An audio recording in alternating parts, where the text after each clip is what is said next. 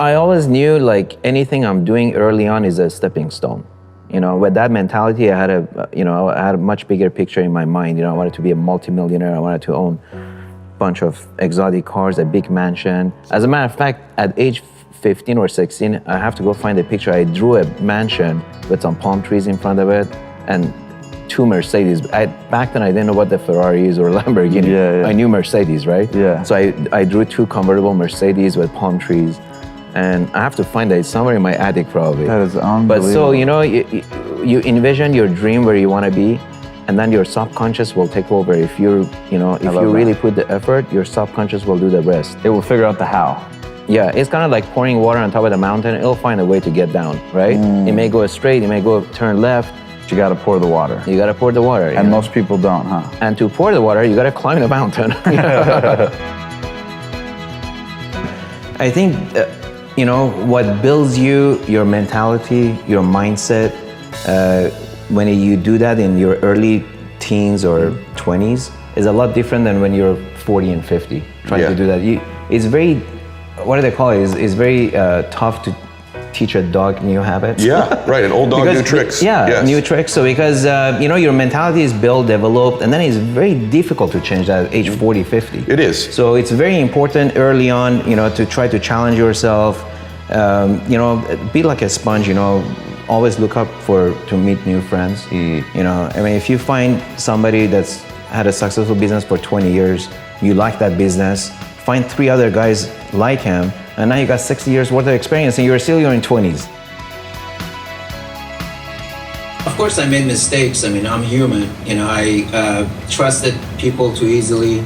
I got conned. You know, at age 20, I lost all my life saving to a con artist that promised me to buy me a gas station. But through it all, you know, as when it comes to friends and colleagues, you have to take it as a lesson and move on. You can't let that bear you. You know, you have to move on. And as far as ventures, I've learned to diversify and not have all your eggs in one basket. You know, it's been great, but it was hard. It's been hard. You know, and it wasn't easy getting here. The first 20 years, I would say, it was like hell. If you see self-improvements, not even just with cars, with your own body, you know, when you go work out, do you feel better when you come out of the gym all pumped up? Or you feel better when you haven't worked out for a month? Yeah. Of course, you know, when you go to the gym, you know, you're building you know, something happens when you see changes in your body, with your assets, when you see even gaining a good friend. I have my down days, you know. I'm sure you do too. We're all human, you know. You could have all the money in the world, you're still gonna have a bad day. You know, absolutely. You don't know what's gonna cause it, but you know you do. And you know, for me, working out is great. I have a personal trainer 3 times a week, and then when I don't have my personal trainer, I just get out of bed and drop on the floor and do 20 push-ups, 30 push-ups. I do it until I can't do it anymore, and then I hit the shower and I feel great, you know.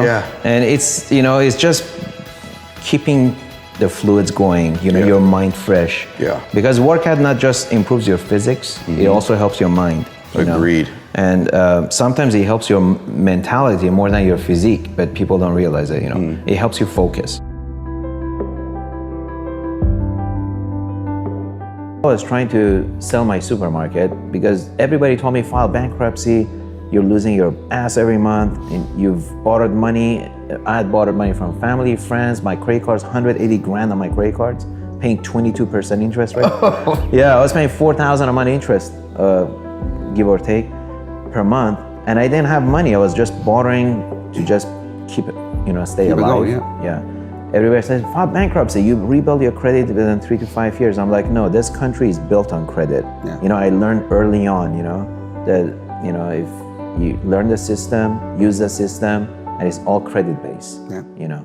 And it's all about, you know, using your credit to leverage, you know, business opportunities. So if I file bankruptcy, I'm dead for 7 years, you know, and and on top of that, you know, it's a failure, you know, I can't accept failure, you know.